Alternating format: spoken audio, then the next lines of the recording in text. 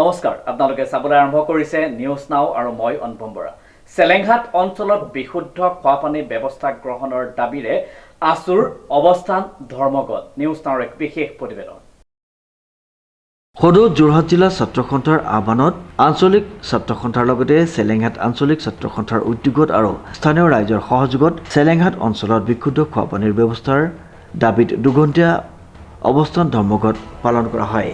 উল্লেখযোগ্য যে বৃহত্তৰ চেলেংঘাট অঞ্চলক সামৰি কেইবা কোটি টকা ব্যয় সাপেক্ষে নিৰ্মাণ হোৱা বৃহত্তৰ চেলেং পানী যোগান আঁচনি আৰু বৃহত্তৰ লাহিং পানী যোগান আঁচনি চৰকাৰৰ গাফিলতিৰ বাবে বৰ্তমানৰ কাৰ্যক্ষম নোহোৱাৰ অভিযোগত ক্ষোভ প্ৰকাশ কৰে। যোৰহাট জিলা ছাত্ৰ সন্থাৰ আহ্বান মৰ্মে আজি যোৰহাট মহকুমা ছাত্ৰ সন্থাৰ প্ৰত্যেকখন আঞ্চলিক ছাত্ৰ সন্থাই নিজৰ নিজৰ অঞ্চলৰ সমস্যাক লৈ আজি অৱস্থান ধৰ্মঘট কাৰ্যসূচী হাতত লোৱা হৈছে।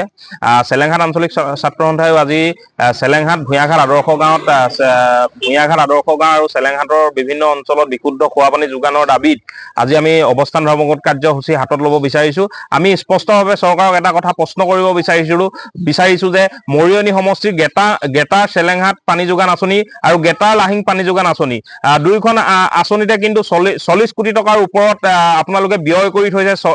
যদি গেটাৰ চেলেংঘাট পানী যোগান আঁচনিত আপোনালোকে 40 কোটি টকা ব্যয় কৰি ৰাখিছে, কিন্তু গেটাৰ লাহিং পানী যোগান আঁচনিটো আপোনালোকে 40 কোটিৰ ওপৰত পইচা আপোনালোকে ব্যয় কৰি ৰাখিছে।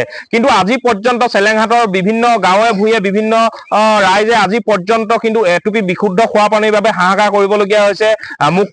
মুক্তভাৱে জাজি নৈত বৈ অহা পানী তেওঁলোকে খাবলগীয়া হৈছে, আৰ্ছেনিকযুক্ত পানী তেওঁলোকে খাবলগীয়া হৈছে। গতিকে আমি চৰকাৰক এটা কথা স্পষ্টভাৱে প্ৰশ্ন কৰিব বিচাৰিছোঁ, উন্নয়নৰ আপোনালোকে এনেদৰে ঢাক ঢোল বজাই থাকিবনে? সাধাৰণ জনসাধাৰণৰ বাবে আপোনালোকে চিন্তা কৰিব, সাধাৰণ জনসাধাৰণক আপোনালোকে এটুপি বিশুদ্ধ খোৱা পানীৰ যোগান ধৰিব।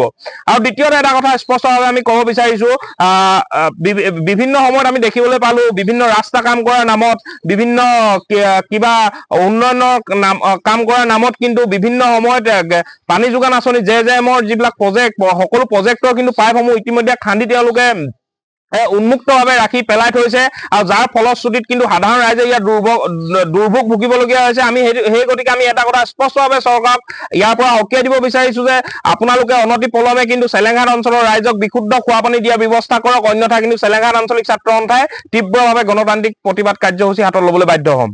নদীৰ মুক্ত পানী আৰু আৰ্ছেনিকযুক্ত পানী খোৱাৰ ফলত অঞ্চলটোত ৰাইজ বিভিন্ন ৰোগত আক্ৰান্ত হৈছে। অতি শীঘ্ৰে বিশুদ্ধ খোৱা পানীৰ ব্যৱস্থা নকৰিলে জংগী আন্দোলনৰ হুংকাৰ প্ৰদান কৰে। আমাৰ ভৈয়াঘাটৰ ৰাইজৰ বহুত খোৱা পানী অসুবিধা। যিহেতু আমাৰ এই জাজি নৈখন নথকাহেঁতেন গৰু ছাগলী মানুহ দুনুৱাৰ পৰা আদি কৰি পেলানি বহুত সমস্যা। জাজি নৈ পানীয়ে আমি যুগ ধৰি জাজি নৈ পানীকে আমি ব্যৱহাৰ কৰি আহিছোঁ, খোৱাৰ পৰা বোৱালৈকে, গা পা ধোৱালৈকে। জাজি নৈত বহুত বীজাণুমুক্ত বস্তু পেলাই দিয়ে। গৰু গাহৰি বিশেষকে বাৰিষা হওক খৰালি হওক এনি টাইম গৰু গাহৰি উটি আহে, গেলা পচা বস্তু উটি আহে। আমি সেই পানীকে আমি সেৱন কৰি থাকিবলগীয়া হৈছে। আমাৰ বিশেষকে আমাক পানীকণ যদি চৰকাৰে আমাক সুবিধা কৰি দিয়ে আমি নথৈ আনন্দ পাম আৰু সুখী হ'ম। ডিজিপ বৰাৰ ৰিপৰ্ট, নিউজ নাও।